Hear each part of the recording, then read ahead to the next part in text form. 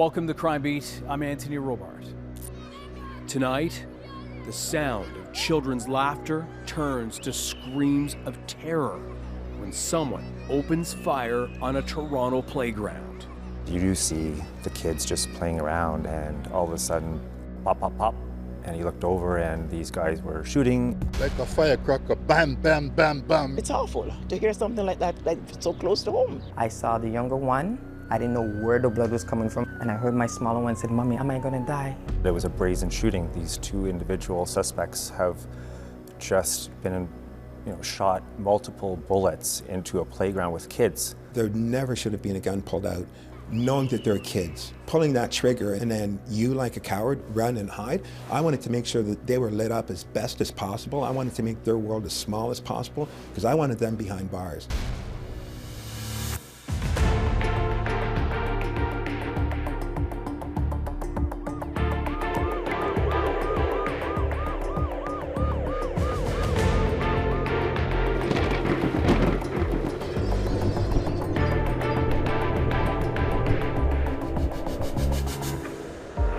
Here now is Karen Lieberman with Terror in the Playground.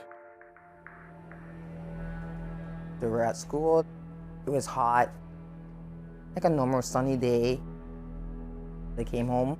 They came inside. "Mom, can we go outside?" I said, "Yeah, that's fine. You have any homework?" "No." I said, "Okay, you guys can go play with your friends." So they changed their clothes, their uniform, and then went outside to play. It was just days before school would let out for summer. Stacy King, a mother of 8, was working from home, her townhouse just steps from the park. It was about 5:30, and I was standing right in the living room and I heard gunshots. Pop, pop, pop. My kids said they thought it was fireworks. They didn't realize it was gunshots. 3 of Stacy's daughters, ages 9, 7, and 5, were on the playground. So the next minute I hear ding, ding, ding, ding, ding, ding, ding, bang, bang, bang, bang, bang. My neighbor comes knocking at my door. It was June 14th, 2018, an afternoon families at this East Toronto complex would never forget.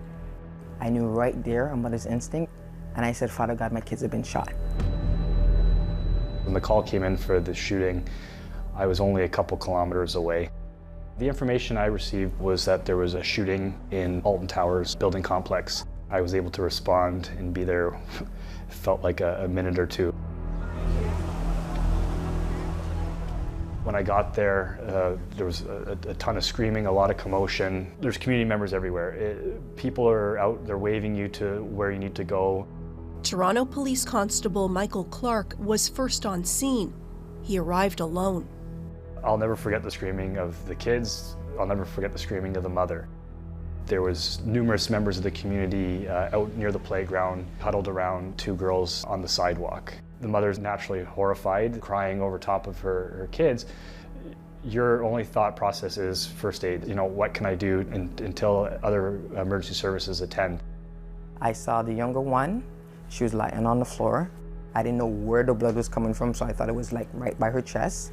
Then I saw the other one, and I saw blood on her leg. I passed out, and they kept telling me, wake up, you have to be strong for your girls." The 5-year-old was in the fetal position. I attended to her immediately, administered first aid. I remember the family over top of you yelling, "Where's the paramedics, where's the paramedics?" I got up, and I heard my smaller one said, "Mommy, am I gonna die?" I said, "No, baby. You're strong like Mommy. You're gonna survive, and Mommy's gonna be right with you for the whole thing." A 5-year-old, how does she know about, "Mommy, am I gonna die?" Like, I was even shocked when she said that to me. I remember, her basically throwing up. She's in so much pain.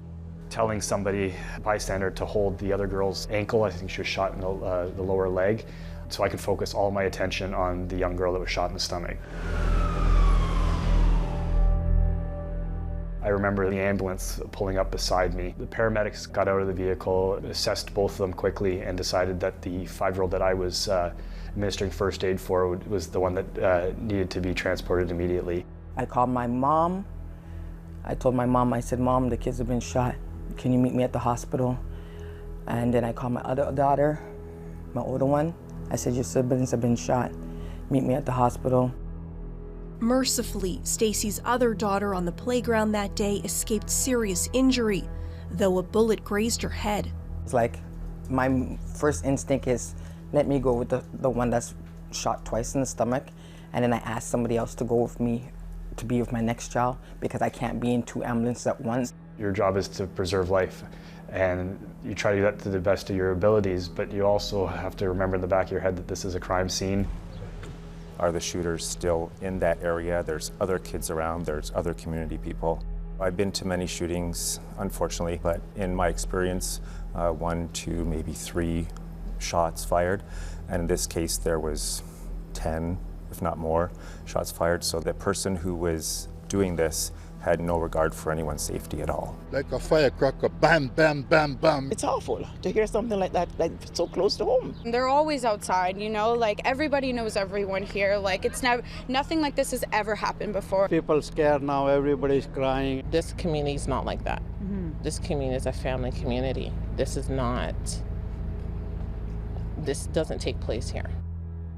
This is a cowardly act. This is not a brave moment, and in fact, it's a disgusting moment. The sooner we can resolve this, if that person turns himself in, that would be the best recourse. If not, we'll find you and we'll apprehend you.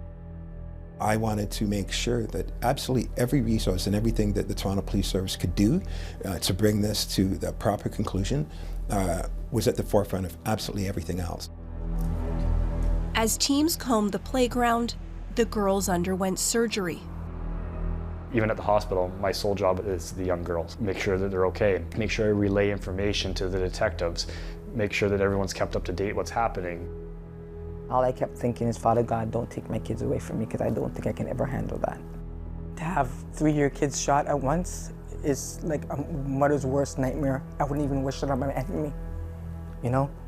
I wouldn't want anybody to go through that. Like, I never thought, I've heard about gun violence in Toronto, but I never thought I would be a victim of gun violence.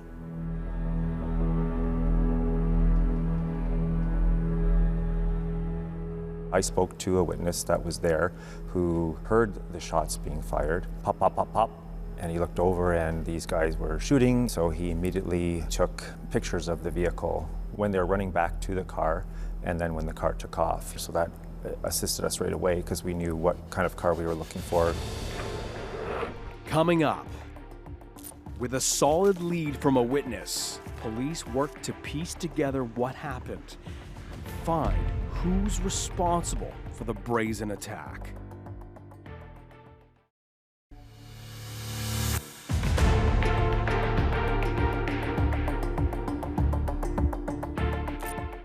Welcome back to Crime Beat. After a wild shootout at a playground full of children, police work the crime scene and get their first big lead. We now return to Karen Lieberman and terror in the playground. When we arrived on scene that day, you can imagine it was flooded with police cars, all kinds of different units, major crime units, gun and gang units. It was an actual playground. And they had chalk and had drawn hopscotch. It's very dramatic, it's very intense, and it's very emotional. It's almost unbelievable, sort of incomprehensible that people would think of driving up, shooting midday at a playground where little children are playing. We knew that shots came through a wooden fence that sort of surrounded the playground area, and you could see all the bullet holes that came through. We did find cartridge cases, and we did find parts of bullets. With a lot of shootings, we do call for PDS to come, and they have gun detection dogs that assist with collecting firearm evidence. On that particular day, PC Scotty Aikman was working, and he has a phenomenal dog, Karma. There was a grassy area between the upper raised parking lot and the area where the victim had been standing, and they weren't sure if there was any evidence that had fallen into the grass, and it's really hard for the naked eye of a human being to be able to see small little shell casings, so that's where the dog comes in. One by one, Karma found 3 casings that hadn't been discovered before. I can say with definitive confidence that somebody where Karma had found those casings was standing and had fired a firearm, and definitively there were shots fired at somebody by that wall. This person they felt was the target of an intended shooting. A suspect, or possibly two suspects at that time, were on an elevated area just a little west, and they approached and began firing at this person. In the process, two young kids were shot. The intended target was not hit. Evidence that supports the surveillance footage. There were cameras everywhere, and they captured the moment joy on the playground turned to terror. So you do see the kids just playing around, and all of a sudden you just see them all run away, scatter. And you're like, oh my God, there's not just the two girls that got shot, there was so many other kids. Then you actually see the suspects get out of the car, run over towards the fence and unload the firearm into that playground, and then run back. The car that they were driving, the window was down. To me, that was almost like, I don't really care if someone sees me after what I did. Because in my experience, you come across shootings and the vehicles are heavily tinted and the windows are rolled up so that they are trying to mask their identity.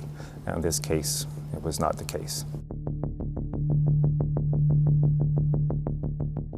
Some of the other video we received was that that same car was scoping out the townhouse complex prior to actually parking in the apartment building. Indications the shooting was planned. There was a subject in the park, another male adult, along with the 11 children. And we believe that he was the intended victim of the attack. While police were trying to determine who that target was, PC Clark watched as doctors worked to save the two young sisters who were struck. The 5-year-old girl was taken to emergency surgery with a gunshot wound.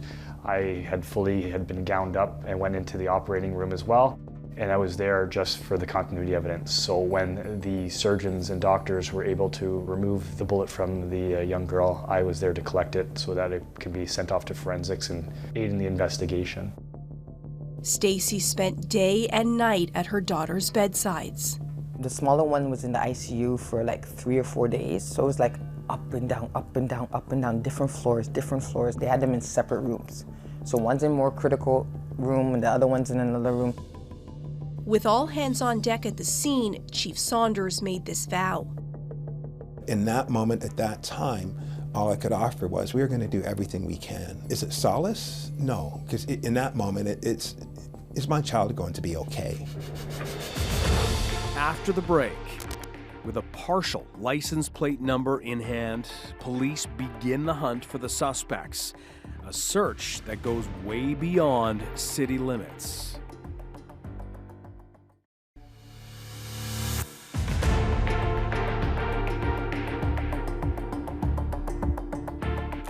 Welcome back. Thanks to an abundance of video surveillance, police tracked down the owner of the vehicle. We now return to Karen Lieberman and terror in the playground. The status so far of the children is very good. We have officers with the family providing support. By the grace of God, they survived. And I give thanks to him for that, because I don't know how it would be. Even my doctor said it. He goes, you have to have angels around you for them to survive, especially the smaller one to survive the way she did. The police are working aggressively, and they're working with full resources deployed to track these people, these profoundly antisocial kind of sewer rats, down. There never should have been a gun pulled out, knowing that they're kids. And then, of course, pulling that trigger, and then the outcome of having two children that are shot, and then you, like a coward, run and hide. I wanted to make sure that they were lit up as best as possible. I wanted to make their world as small as possible, because I wanted them behind bars. The first step, find the black four-door Nissan Versa. That vehicle is subject to an ongoing investigation. It is very much alive at this time. With the camera video surveillance, we were able to send those images to our tech crimes, and they were able to process the plate to give us a partial plate. And then we got extremely lucky that we found one plate, and it actually had recently had a parking tag on it, and that was a huge deal for us. The car had been ticketed outside a North Toronto building, but was registered to a homeowner in Whitby some 50 kilometers away. So it was registered to an older male, and there was nothing that would stand out to us that they would be involved. So at the time we thought maybe it was maybe a son or a daughter lent out the car. Turns out, to make some extra cash, he'd rented it to a man named Tequan Robertson, suspect number 1. Police set up surveillance in case he showed up. Going back to the parking ticket, it was 503 Beecroft, so we then focused some of our investigation at that address. We obtained video surveillance from that condo unit as well. We actually saw the car go in and out, spoke with security. They were able to assist, and that's how we identified Tariq. Tariq Roden, suspect number 2. At the same time, we were doing search warrants, and we found that one of the phones that was in the area was pinging at another address on Town Center, and that turned out to be where Tequan Robertson was. We executed a search warrant at Town Center. We did not find Tequan. We did receive video surveillance that showed him there, but he was not there at the time when we did that. When we go to Town Center, we find out that the apartment or rental unit is rented by a Christian Walters. He has a brother, Damien Walters, who has a connection with Tequan in Pickering. Officers head to that location where they acquire video footage showing the comings and goings of the suspects before and after the shooting. At 4:25 p.m., they enter the elevator from the 18th floor. They exit on ground level, and a second camera shows the men leaving the building. The shooting, a 20-minute drive away, takes place around half an hour later. By 5:31, the suspects return. They enter a busy elevator.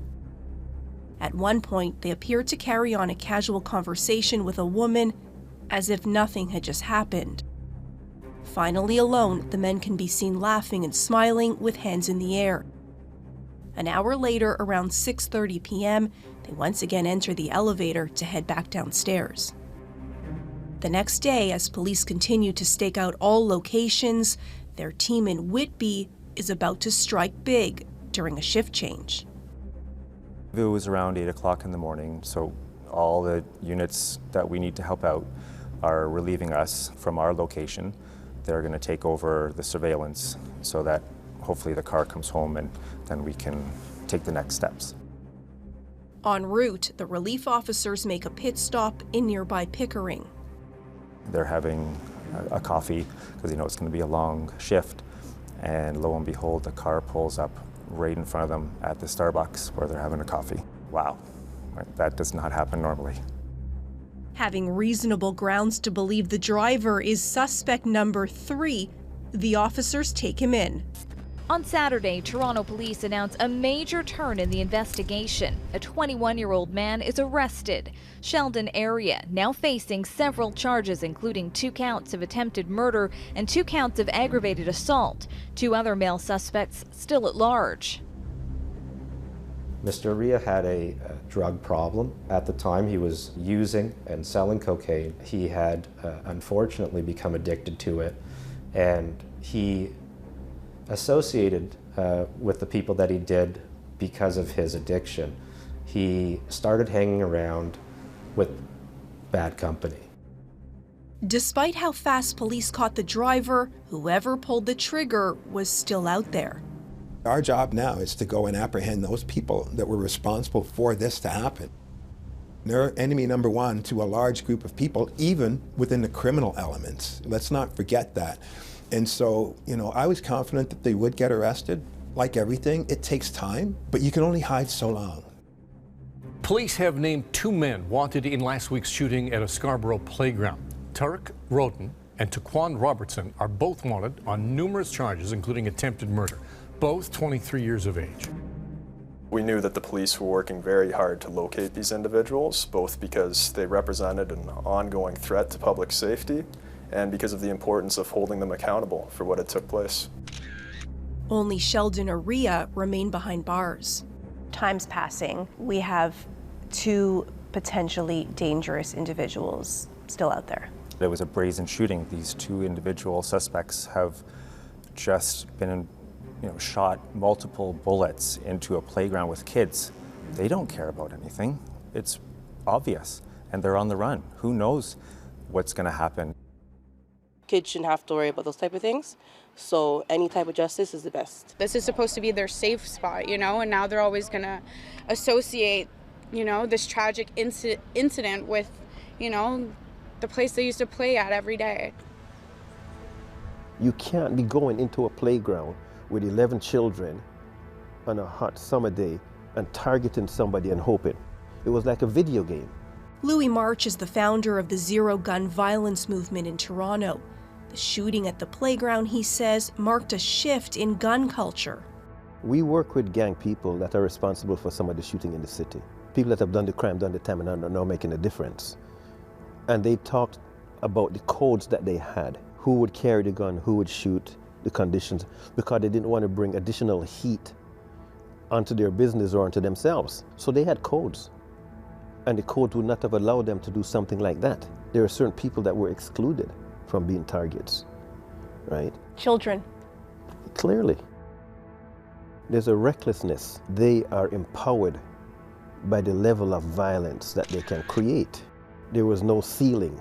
There was no code. The safe zones have been breached where the codes wouldn't allow you to go into a shopping mall and shoot, or a playground. It was changing right in front of us. It was morphing into a different type of violence. So the shooting in the playground brought more attention to this change that had taken place, and also the people that are involved. 1 month after her daughters were shot, Stacey King went to Toronto City Hall to plead for an end to gun violence. They're scarred for life. I'm scarred for life. I'm going to remember this day for the rest of my life. Too many young kids are dying. Too many young kids have access to guns. I blame the people giving them the guns. I blame too many gang members. We need to put a stop to this. When is it going to stop? Innocent children can't play in a playground in front of my house. You must hear kids playing because they're loud, and you just feel to go shoot in a playground because you're trying to hit the target. Like, are you that cold?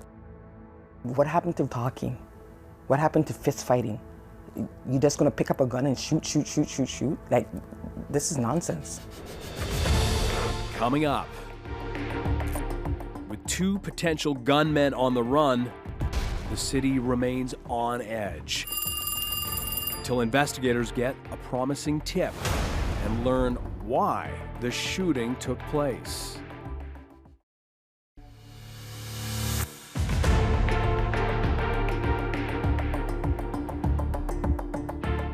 Welcome back.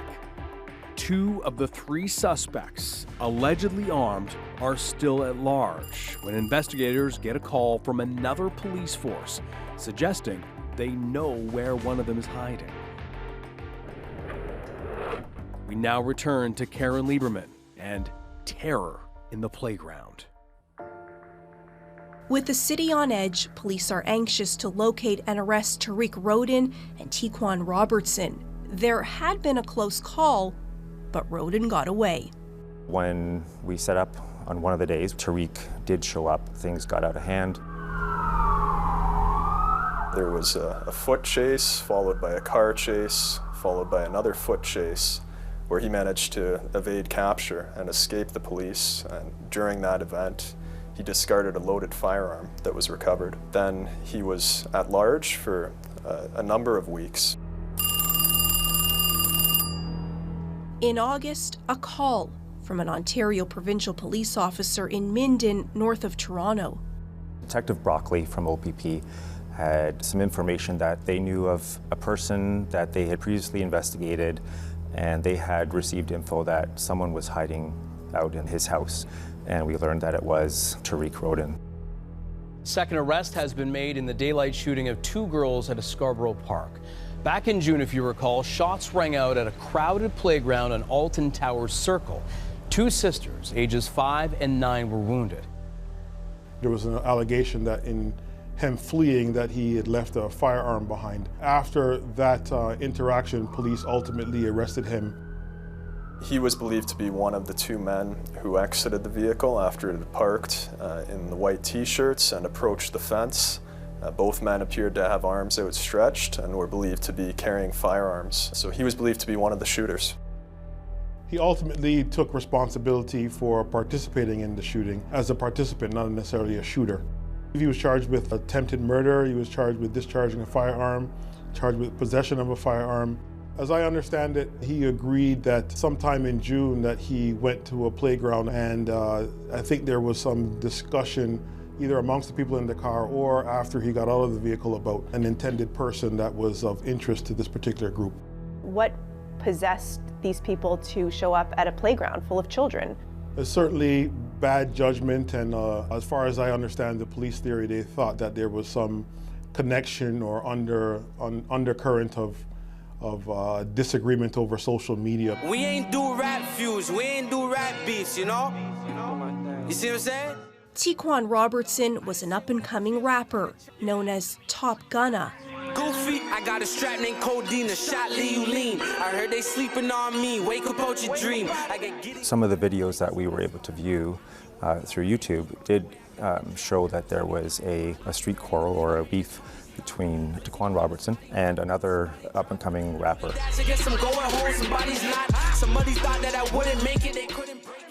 So with no further ado, we have Top Gunna in the building, you know what I'm saying? Yes. Robertson had discussed his music, singing style, and growing up in Scarborough on a local podcast. Moved out to Ajax, see what I'm saying, like grade 3, grade 4. The hosts of the We Love Hip Hop podcast later posted a disclaimer at the beginning of the interview noting it was recorded June 13th, 2018, the day before the shooting. We were able to identify that an associate of that up-and-coming rapper was Clinton McDonald, who we then learned was the intended target that was supposed to be shot by Taquan Robertson that day. Investigators believe Robertson felt he'd been mocked by the other rap artist on social media and was looking to settle the score by taking out his friend, Clinton McDonald. That's a gunshot, one shot, head tap. This was a retaliation type of offense where somebody saw someone who is rivalry in that playground and as a result was able to have that opportunity to shoot at that person who, by the way, got away but left behind were two young innocent children who just should not have been even remotely put in the circumstance that they were in. Stacy knew McDonald. By him being there and he was by my girls and he ran like a scared coward, and I have nothing good to say about him right now. What people were talking about was the fact McDonald's would-be killer was still at large. The shooter was known in the community. People knew who it was. People knew where he was. But there was no attempt to really talk about it. Snitches get stitches, right, you know? So don't do it. And it's not only in one community. It's promoted in the music, in the culture, and the children. Even though we didn't have him, there was a lot of tips coming through. We knew who he was. We were still trying to figure out where he could be because now the other two that have been arrested, with him being on the go, it affects the court cases that we are currently working through. So time is very, very important at this time. Weeks turn into months. Things kind of just fade away because other things happen in the community. This case, although high profile, 2 young girls were shot, seemed to be, after a few weeks, like it didn't happen. Then, a full year after the shooting, police partnered with Crime Stoppers and the BOLO program to offer a $50,000 reward. Mr. Robertson, there's nowhere to go. We will apprehend you sooner rather than later. So do the right thing. Call a lawyer and turn yourself in. We're just going to finish with these tours? BOLO stands for Be on the Lookout. So the BOLO program is a Canadian program encouraging citizens to be on the lookout for Canada's most wanted. Can we just leave like a stack? We do that by conducting major amplification campaigns featuring most wanted notices. We want to reach Canadians at the right time, at the right place, using the right means, and also giving them the right incentives. Over the next few weeks, the people of Toronto and Ontario will come across the Tequan Robertson most wanted notice as they watch or read the news, as they check their social media feeds, or simply as they walk or drive by. If you know or think you may know where Tequan Robertson is, I urge you to submit your tip to Toronto Crime Stoppers. Crime Stoppers receives about 52 tips a day. So as you can imagine, that's a lot of people calling into Toronto Crime Stoppers. Anytime that we do an amplification program, in this case with the BOLO program, or any awareness program that we do, when we push it out through our media partners, we see a spike in information and tips that are coming in, right? So in this case, we did see a spike. If your information leads to the arrest of Tequan Robertson, you are eligible for a $50,000 reward. Crime Stoppers will always guarantee your anonymity, and you will never be required to testify. Come forward, speak up, break the silence, and by doing so, you will be making a difference in the safety of your community. The reward came out, the picture came out. The people involved in criminal activity, protecting each other, not snitching on each other, is another part of the culture. Somebody was hiding him. And I'm like, how do you hide somebody that was shooting kids in a playground? There was not a day where we didn't work on it. Compared to the very beginning, it was slower, and we did still have to work on the other cases that come in. There was still multiple other shootings going on. Yeah, unfortunately it did slow down. It didn't stop us. Anytime we can make it uncomfortable for offenders that are hiding on Canada-wide warrants, or any offender for that matter, and we're able to make them come out of their comfort zone and do things that they normally wouldn't do while they're in hiding, gives the police, the community, an opportunity to identify where they are. The whole city will be again on the lookout for you today. The whole province, the whole country is looking for you. This is not going to stop. Our joint efforts are not going to stop until you're apprehended. Coming up after the break. While police have 2 of the suspects in custody, the alleged shooter is still at large. And with time passing and leads drying up, they up the ante.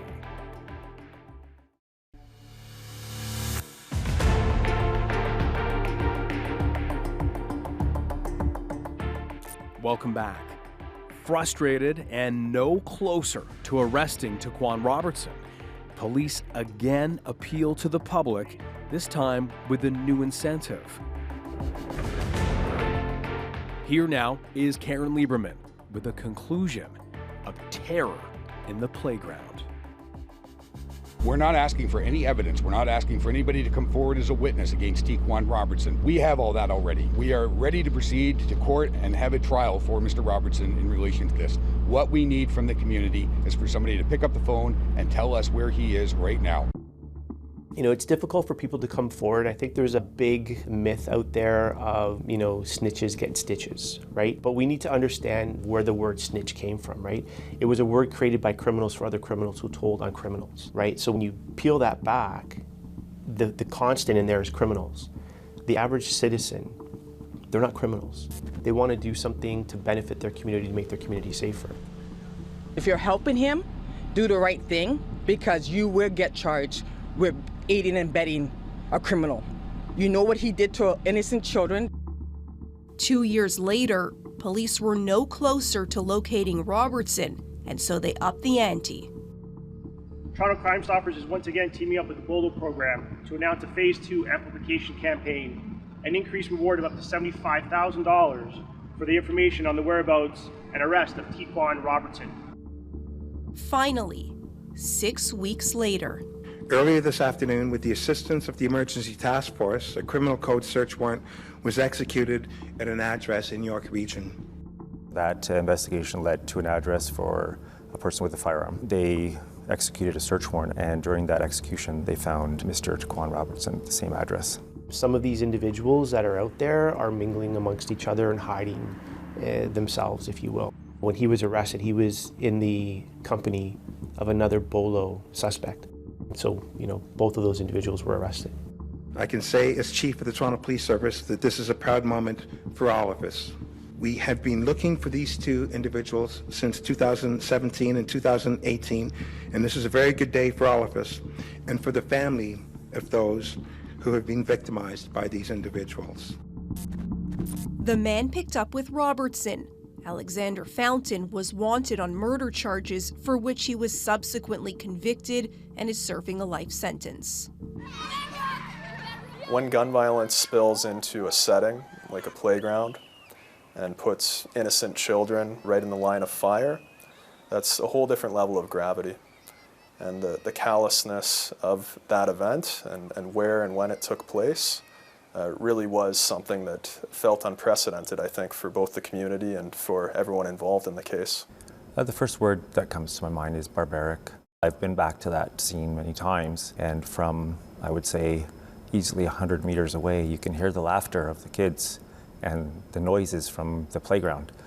So if there was a possibility that they couldn't see something, they would have heard things going on. In October 2020, more than 2 years after the shooting, Robertson pleaded guilty to attempted murder and 2 counts of aggravated assault. We proceeded with that guilty plea in an expeditious way, and he was sentenced afterwards by the presiding judge. At that point in time, we still had a trial scheduled for the other 2 men, and we were preparing to proceed with that. At some later point, we found out that they also wished to plead guilty. Roden pleaded guilty to 2 counts of aggravated assault, possession of a loaded firearm, and discharging a firearm. Aria pleaded guilty to 2 counts of aggravated assault, discharge of a firearm, and possession of cocaine. They got out and made a very bad decision, which he took responsibility for and pled guilty to, which was participating in the shooting where a group of kids were playing at a playground. The purpose of the trip, as far as Sheldon was aware, was to obtain drugs from the neighborhood. It was the worst possible thing that could have happened, and had he had any idea that that even could have occurred, he would have been nowhere near the situation. Their trial was scheduled to start in November of 2020. Once their guilty pleas were entered, we adjourned for sentencing, and eventually Mr. Roden received a 13-year sentence. He was sentenced as well for his possession of the loaded firearm that he discarded afterwards. Mr. Aria was sentenced in February of 2021 and received a 10-year sentence, and that also included his possession of cocaine. At the sentencing hearing, a judge quite rightly and normally gives an accused an opportunity to say something to the court if they wish. And Mr. Roden took that opportunity to express his deep remorse. He was very contrite for what he did. He showed a great amount of empathy and understanding. The actions that he did led to injury of people, and particularly the city. At Robertson's sentencing hearing, the young sisters shared the impact of the shooting through handwritten words and drawings. They were powerful and cogent. One of the girls made a statement that no child should have to pay the price for gun violence. That was something that was repeated by the judge in his sentencing decision. It's a powerful statement, and one that it's frankly scary that a child even needs to speak. When I got shot, I felt sad because no child should have to pay the price for gun violence, wrote one of the girls. I saw my right leg bleeding, so I screamed for help. The girl who was grazed by the bullet wrote, when they got shot, I was confused. It was like I'm waiting to wake up out of this nightmare. But then I realized it was not a nightmare and it was actually happening. When it happened, it was so quick, like 1 minute we were playing, then the next minute everybody is running. Perhaps most poignant, I was outside playing and then I heard gunshots. The next I know, the front of my shirt was red. When I talk about it, I feel like I'm reliving it. In court, Robertson, now a new father, stood up and apologized. What I did was horrendous, he said. He was sentenced to 13 years in prison, plus a lifetime weapons ban. Justice John McMahon wanted to deliver a strong message in handing down that 13-year sentence for Taquan Robertson. The message is that those who show a blatant disregard to the community and the safety of the community must learn there will be harsh consequences for their reckless and violent behavior. In my view, it's a success story for the justice system and the police. It also sends a strong message that even those who don't pull the trigger that are involved in gun violence in this city are going to face very serious consequences when they contribute to it. all three of them did apologize when it came to the trial. I do forgive them because I'm not God to judge them. That I don't know what was going through their mind. They said they were suffering, and I don't know what the target did to them. You know what I'm saying? Like, nowadays, men keep their emotions bottled up. They're angry. They don't know how to talk to people. You're able to forgive them. I forgive them because I don't know what they were going through. But the shooting, Stacy says, has changed her. I was never a guns and violence advocate. Now I'm a guns and violence advocate. I'm a strong guns and violence advocate. I'm going to continue being a guns and violence until something is done. I'm not going to stop. And even when something's done, I'm going to still be a guns and violence. And I'm going to pass it down to generation of my kids and my grandchildren. We can certainly not erase what happened here in June 2018, but let's try at least to bury the sadness with happiness and close the loop on this.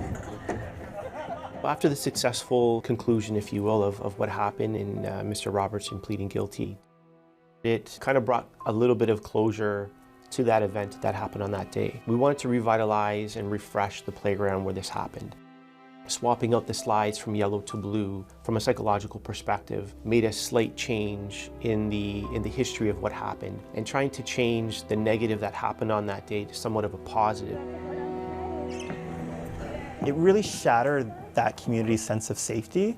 I know a lot more has to be done than just simply renovating the park. That was the easy part. But in terms of rebuilding that sense of safety and security that people have to have in their community, we have a long way to go as a city. So do people have the appropriate supports they need? That could be housing, that could be mental health support, that could be support for people who have had previous interactions with the criminal justice system if they're looking for ways out. And then you have to look at the other prong of what is the relationship between the police and the community? Do they have the type of relationship where they know the officers by name? Yes, Crime Stopper put a new playground, but kids in the complex hardly go in the playground. The neighborhood is not the same like it used to be. We have something we call it the playground meter as a measurement of crime in the area. I've seen some very beautiful, well-designed. I'd love to be a child again. On a hot summer day, you go there and there's nobody there. But you go into another part of the city and you see a playground and there's lineups to go on the swing. The telling factor is that which community, right? And I'm saying to myself, am I the only one that's noticing this? Do you feel hopeful that the children will play in the playgrounds again and feel comfortable doing it? Many things have to change. It's not only the political will and leadership and courage, but it's the active participants of the people in the city. The first word in community safety is community, not police and not politicians. You have to decide on the level of safety and security that you need, and you have to be an active partner in it. We're beginning to see the results of communities are stepping up, being more organized, being more supportive, being more engaged, being more willing to do stuff in their community. And maybe this is the turning point. Maybe this is a turning point. That's how we square it, right? There's no miraculous solution to this because it's so deeply embedded. If we don't try, we will never know. Years have passed since a hail of gunfire erupted at this tiny playground. But for Stacy and her kids, it may as well have been yesterday. When they hear firecrackers, they think it's gunshots.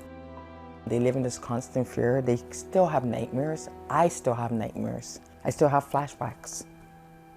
It's hard to, you just go there. It's hard, like living in a complex where your kids got shot. It's not easy. All three offenders remain in prison, amid calls by the community for lawmakers to take a look at why people are picking up guns in the first place. Stacy King continues to be vocal about the effects of gun violence, urging governments to provide greater support for victims and their families. She and her children live with the reminders daily. Stacy says when the weather changes, the one daughter feels pain in her leg where bullet fragments remain. And her youngest still has stomach pain and worries about what she wears, afraid people will see the scars. I'm Anthony Robart. Thank you for joining us tonight on Crime Beat. Want more episodes of Crime Beat? Listen to the Crime Beat podcast now for free on Apple Podcasts, Spotify, or wherever you find your favorite podcast. And for past episodes of Crime Beat, go to the Global TV app, visit globaltv.com, or check out our Crime Beat YouTube page.